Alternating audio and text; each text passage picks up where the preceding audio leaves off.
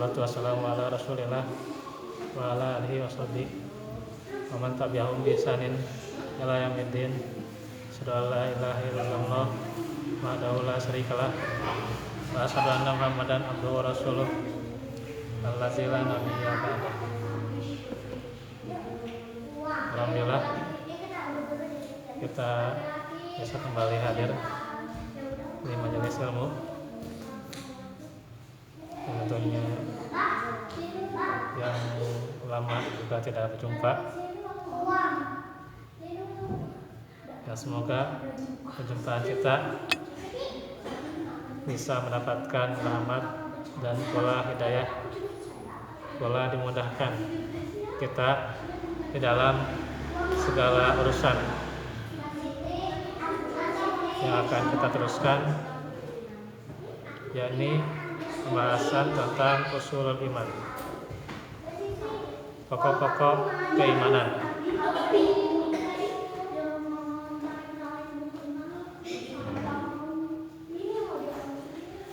Kita sudah membahas bagaimana sabda Rasul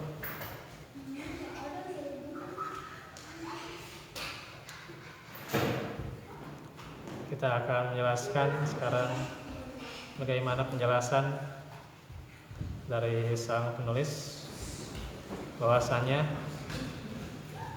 yang dimaksud dengan mengucapkan dua kalimat syahadat bukanlah diucapkan lisan saja, melainkan harus disertai dengan amal perbuatan, yaitu amalan hati dan amalan anggota badan, yakni dua kalimat la ilaha illallah Muhammad abduhu wa rasuluh. Maka itu saja tidak cukup kalau hanya diucapkan saja dengan lisan. Jadi kalau cuma diucapkan saja atau dibicarakan saja tanpa diperbuat, tanpa diamalkan, maka itu sia-sia, tidak akan cukup. Karena itu dalam mengucapkan dua kalimat syahadat harus ada ilmu. Jadi harus ada ilmunya. Bagaimana syahadat itu ada syarat keilmuan. Agar syahadat itu diterima, maka harus disertai ilmu tentang maknanya, meyakini maknanya, mencintai dan mengamalkannya. Jadi setelah ilmu, maka dia dapat yang namanya keyakinan. Kemudian juga setelah yakin, dia cinta. Kemudian dia amalkan. Karena itu seluruh perbuatan kita, seluruh pekerjaan kita, aktivitas kita itu tidak pernah kita lewati tanpa rasa cinta. Pasti semua adalah dengan kecintaan. Hanya orang-orang yang beriman itu diterangkan dalam surat Al-Baqarah, walladzina amanu asyaddu hubban lillah. Orang yang beriman itu adalah cintanya sangat kepada Allah. Artinya memiliki derajat kecintaan yang paling terbaik dibandingkan kecintaan yang lainnya. Itulah orang-orang yang beriman. Maka setelah mencintai, kemudian dia mengamalkan apa yang dia cintai tersebut. Karena itu ketika rasa amal penuh dengan cinta, maka akan timbul kekhusyuan dan juga akan timbul rasa rendah diri, tunduk patuh, dan dia tidak akan sombong. Karena apa? Karena amalnya dengan rasa cinta. Itulah buah-buah atau benih-benih dari rasa cinta. Maka ucapan lisan itu jika hanya semata-mata ucapan lisan tanpa ada keyakinan, kejujuran, kecintaan, dan pemahaman serta pengamalan seluruh maknanya, kata para ulama Ahlus Sunnah, sama sekali tidak akan memberi manfaat kepada orang yang mengucapkannya. Karena itu tidak akan bermanfaat kalau hanya di bibir saja. Harus ada realisasi dengan amal-amal yang sholih. Kemudian juga dikatakan di sini tentang mengilmui dan memahami segala makna, syarat-syarat, konsekuensi dan pembatal-pembatalnya. Maka Allah berfirman, fa'alam annahu la ilaha illallah. Maka ketahuilah bahwa sesungguhnya tiada ilah yang berhak diibadahi, tiada ilah yang berhak disembah selain Allah. Surah Muhammad ayat 19.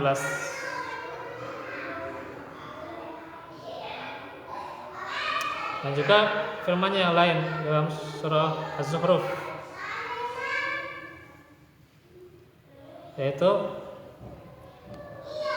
menjelaskan illal ladzi fatarani fa innahu sayahdin. Kata Ibrahim, kecuali pada orang atau pada yang menciptakanku. Pada yang menciptakanku. Fa innahu sayahdin.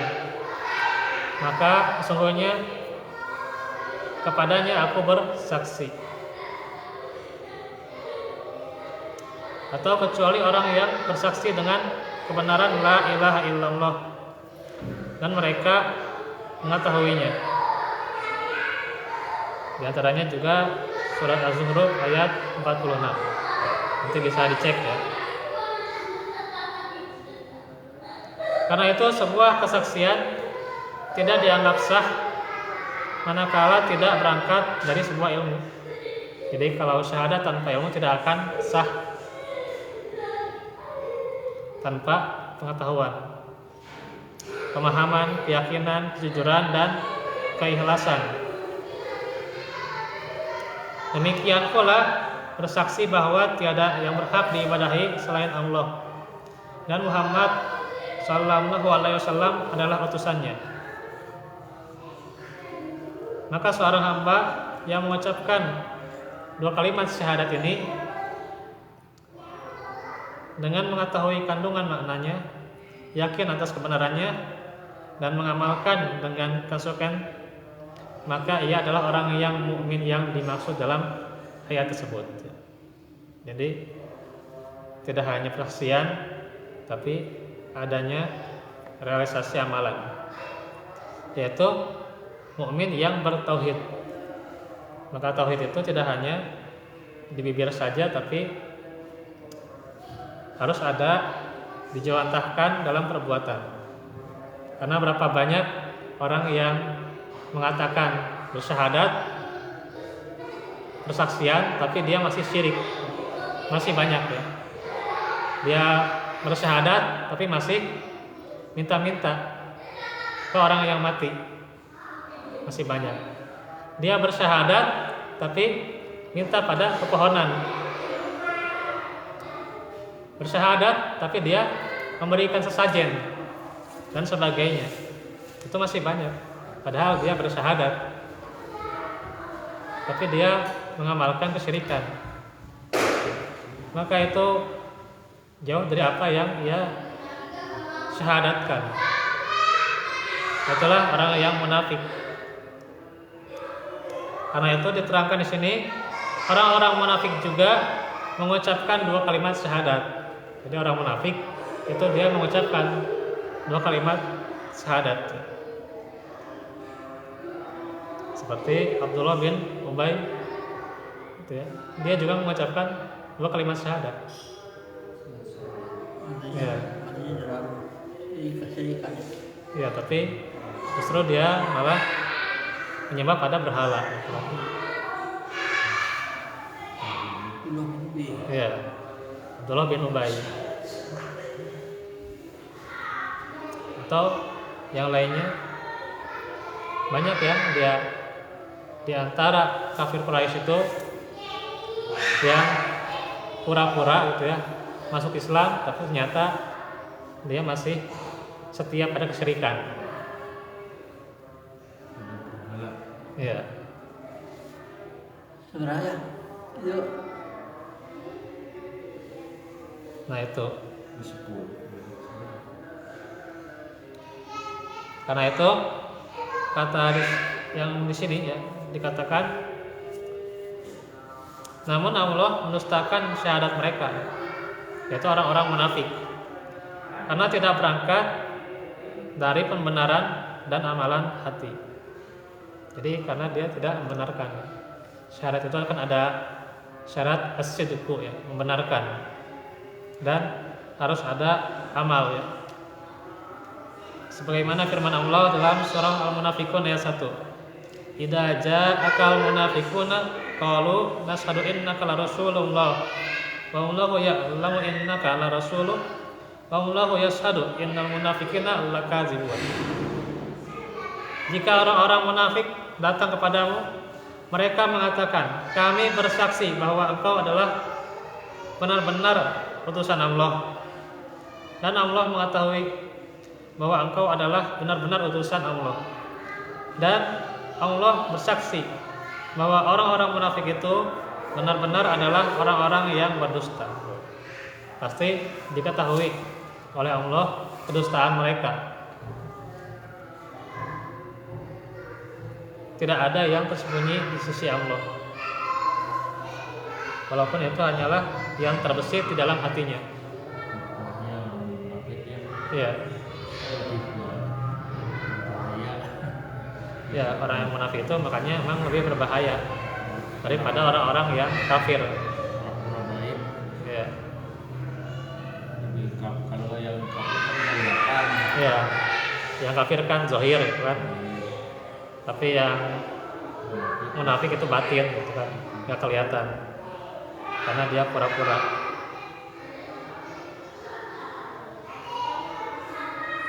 Karena itu dikatakan juga, walaupun seorang hamba yang mengucapkan 2 kalimat syahadat ini sebanyak 10.000 kali ya, dalam sehari semalam ya, tapi apabila ia masih melakukan perbuatan-perbuatan syirik dan tidak memurnikan seluruh ucapan dan perbuatannya untuk Allah semata, maka ia bukan seorang mukmin yang bertauhid,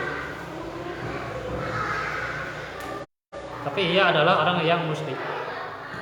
Di sebuah hadis yang sahih dikatakan an Malikin al-Asja'i qala sami'tu Rasulullah sallallahu alaihi wasallam. Dari Malik al-Asja'i, ia berkata, saya telah mendengar Rasulullah bersabda, man qala la ilaha illallah wa kafara bima yu'badu min dunillahi haruma maluhu wa damuhu wa hisabuhu 'ala Allah. Wa fi lafdhin man wahadallah. Barang siapa yang mengucapkan la ilaha illallah dan ia mengkufuri segala sesuatu yang diibadahi selain Allah, maka harta dan nyawanya haram untuk diganggu, tidak boleh diganggu, dan perhitungannya atau urusan hatinya, batinnya itu adalah di sisi Allah. Hadis riwayat Muslim. Kita bereskan ini ya. Jadi beres ucapan dan amalan lisan ya. Maka hadis ini mensyaratkan terlindunginya nyawa dan harta seseorang adalah dengan 2 syarat. Yang pertama, mengucapkan kalimat syahadat ya, dengan disertai makna dan keyakinan hati. Yang kedua, mengkufuri segala sesuatu yang diibadahi selain Allah. Jadi jelas dengan mengucapkan kalimat syahadat semata itu tidak cukup ya, tanpa disertai pemahaman dan pengamalan kandungan makna syahadat itu ya.